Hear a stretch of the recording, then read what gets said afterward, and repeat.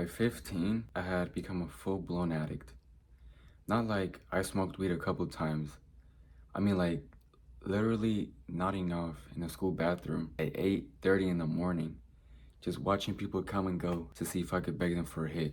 And in this video, I'm gonna tell you how I got there and everything that it cost me. So for some context, before we get into the meat of the story, in 8th grade, I got my heart broken, and instead of using that pain to just sit with it and be depressed, I decided to use it for the better. That's when I found self-improvement, and I went obsessive over it. Meditating every day, gratitude journaling, going outside, exercising, eating clean, counting my calories. I was taking everything so seriously to the extreme. I was locked in. I remember I felt like I was becoming a new person. And I really was. And I was super proud of that. By the time 9th grade started, my confidence had gone through the roof. I mean, it was like I was a completely different person from the year before. My second period class that semester, it was about 8 people, about 4 or 5 boys and 2 girls. And all the guys smoked and vaped, every single one of them. Every bathroom break, they'd go get high, coughing their lungs out, just crazy. And I just stand in a corner, thinking to myself, oh, I'll hang out with them, but I'll never do that. But little did I know. So fast forward to the last day before spring break, and one of the dudes was like, yo, Alex, hit the pen. So in that moment, in my mind, me not wanting to risk being excluded, I gave in and I hit the pen. And I immediately regretted the choice since I started coughing so damn much. I literally started throwing up because of how much I was coughing.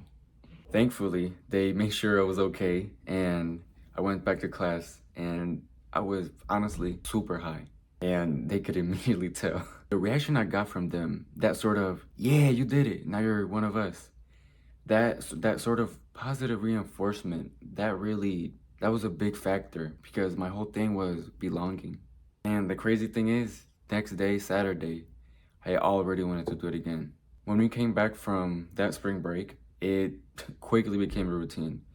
Every single day, every single one of us, bathroom break, get high, go back to class, have a great time. During that same time, my friend groups really started shifting. I went from hanging out with the good students, the one who got good grades, went to class all the time, and did no drugs, to hanging out with the thugs, the not so great people to be around, you know, surrounded by drugs, not going to class, bad grades. And you gotta keep in mind, your environment shapes you. So what do you think is gonna happen?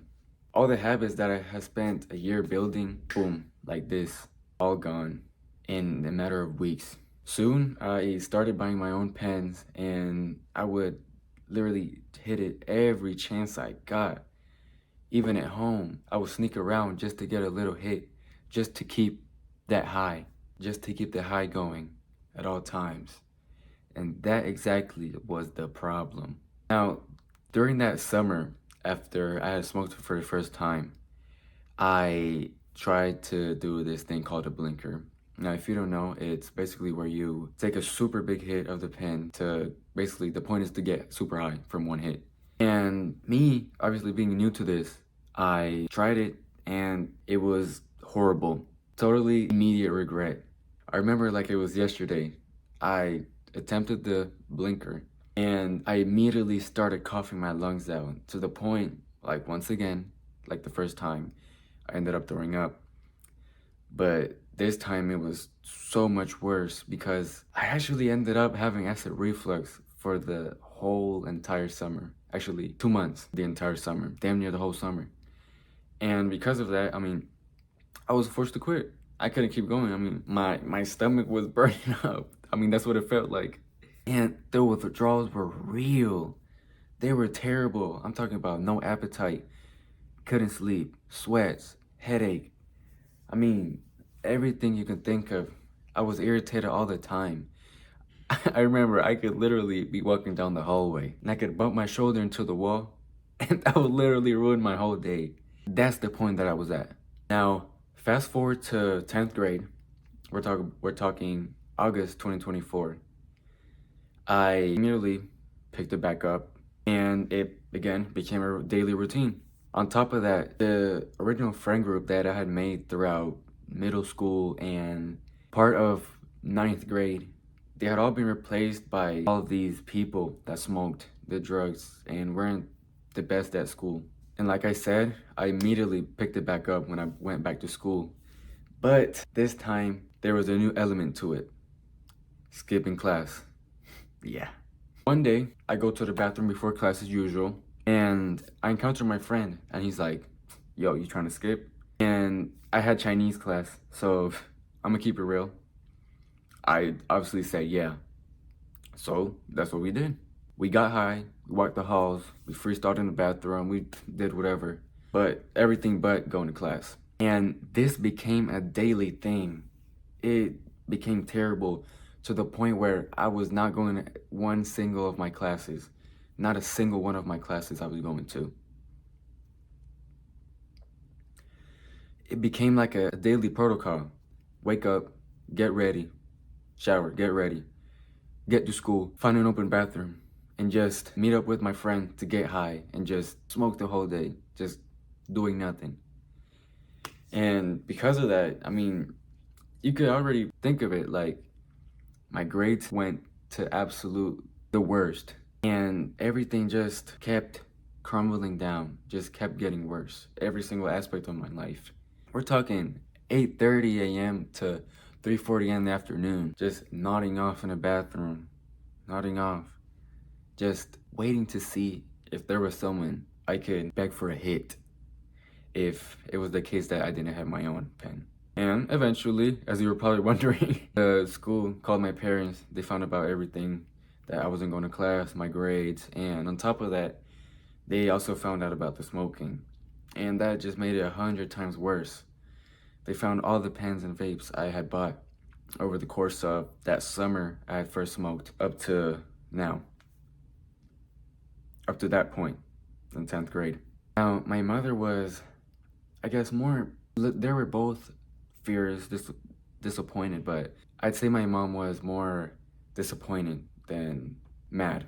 But my stepfather, he lost it. He took it to a whole nother level. He basically said if I wanted to act like a bum, I would dress like a bum and be treated like a bum.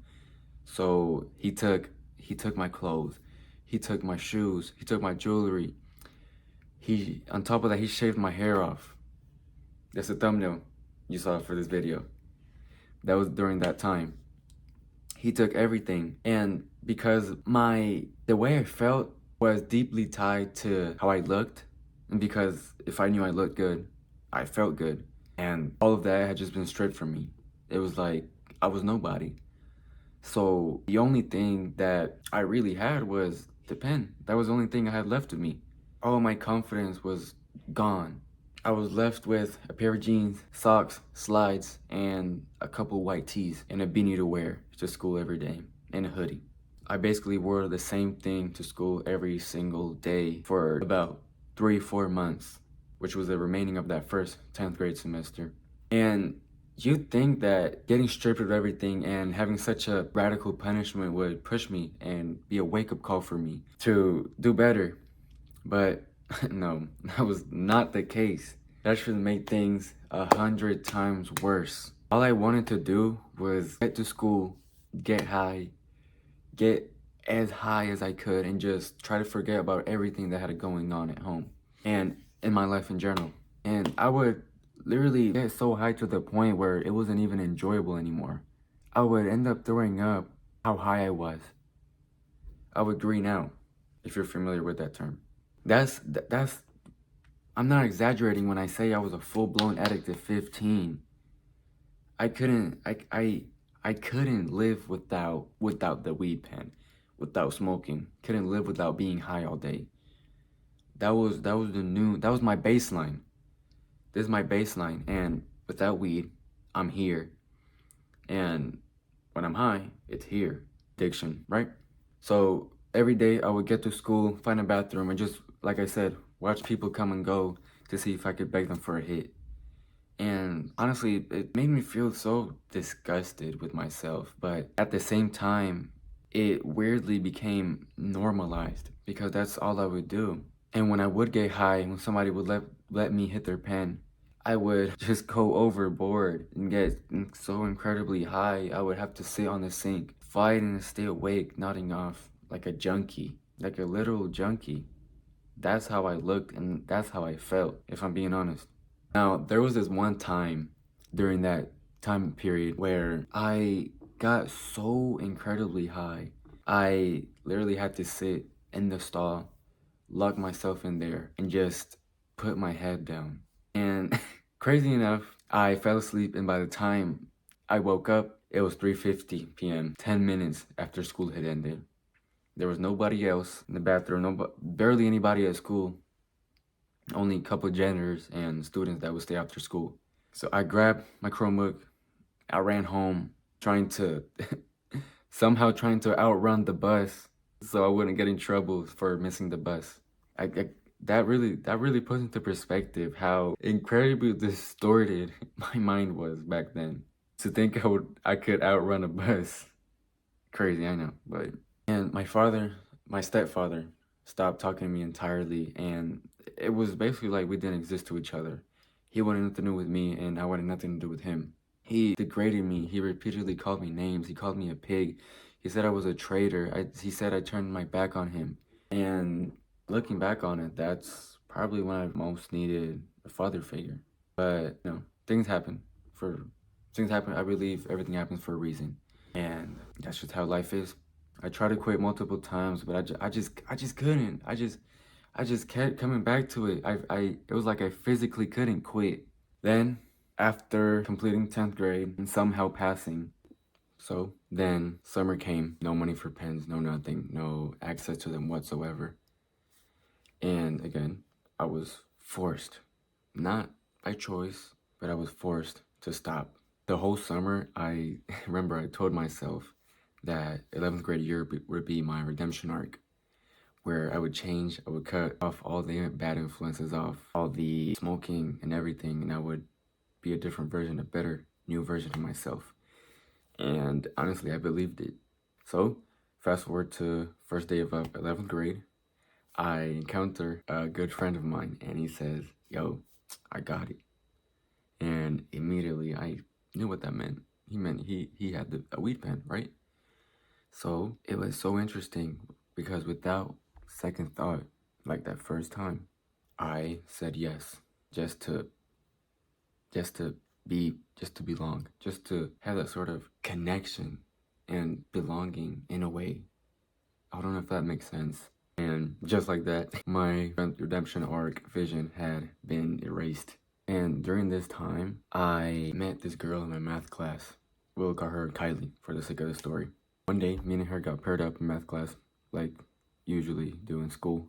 And right off the bat, we started talking, just chatting it up. The energy was good, whatever, you know what I mean? And long story short, she had a boyfriend. I knew she had a boyfriend. We both acknowledged it, and we didn't care, to be honest. So yeah, we got closer and closer, and it was sort of this boyfriend and girlfriend relationship, but without anything official. You know what I mean? I remember I I loved it because I would think of it as I had all the perks of having a girlfriend, but I didn't really have to deal with it, right? And it was great. She called me in the morning when she was getting ready. We would go to sleep on the phone, all that lovey-dovey stuff. Anyways, and one key thing here is that she didn't like me smoking or getting high in general. So I really internally made a choice of it was either the pen or her, and she mattered more to me than the pen. So I made that choice, and I literally stopped smoking like it was like that. It was crazy because all that resistance that I had felt trying to quit all that time, it was like it had never existed. So we keep getting closer and closer, and one evening she calls me as usual, but she tells me she has to make a choice. It's either me or him. And long story short, once again, she chooses him, which I completely understood. They had been together for like a year, so I mean, and she had only known me for like what, 3-4 weeks. It was to be expected, but I guess I was so attached and into it that I got lost in the sauce, to be honest. And the next day I sat next to her as usual, but I couldn't bring myself to just look at her. It was like my whole world had just exploded or imploded, I guess. And because of the pain and sort of anger in a way that I felt, I just wanted to numb it. So what did I do? I hit up my friend and we smoke and get high. And like I said, she hated when I smoked. So when she saw me at lunch and she could tell I was high, she was immediately pissed. And after that, she said that was my last time ever talking to her and things were totally over. That moment right there really spiraled me once again into the rut of my addiction and just smoking and smoking every day.